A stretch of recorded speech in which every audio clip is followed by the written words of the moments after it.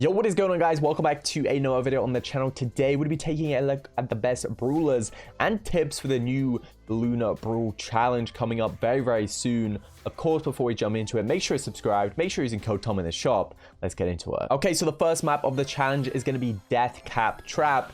So this is of course going to be gem grab. So the main comp here is I have Gene mid, I have Spike lane, and then Grum the other lane. I also have an aggro comp here, which is Byron, Fang, and Daryl. If you don't have Fang, you can replace Fang with either a Mortis or a Rosa. Can be pretty good as well. Some other good brawlers: Tara for lane, Leon for lane, and then Pam for the mid. Of course, those gears that you want to be using, genuinely, I think you want to be using the speed gear on most maps, but this map doesn't have too much grass, so probably just shield and damage for pretty much all brawlers, unless you're playing like a Rosa and you're going to be in the bushes the whole game. I would go with speed damage, but for most brawlers it's going to be shield and damage. Apart from that, not really too much to say about this map. It's pretty simple.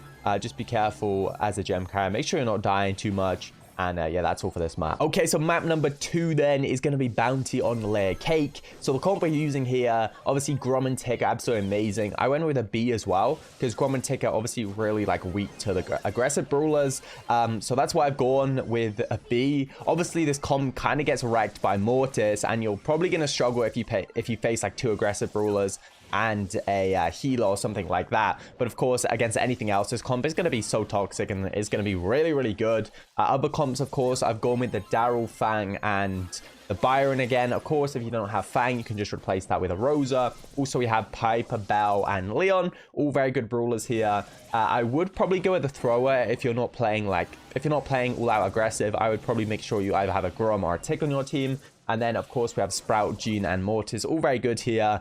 But yeah, definitely, if you have Grum, probably going to be the best pick on this map, just because Grum is a thrower, but also so strong against tanks because of those supers and also that gadget. On this map, I would recommend playing speed gear just because there's a lot of grass. I would probably go with speed and damage for like 90% of brawlers, but you can use that shield as well if you want. Okay, so map number 3 is going to be on Flaring Phoenix. Of course, this is Knockout, which is very similar to Bounty. We also have a very similar map layout, so most of the brawlers are going to be very similar to the last map.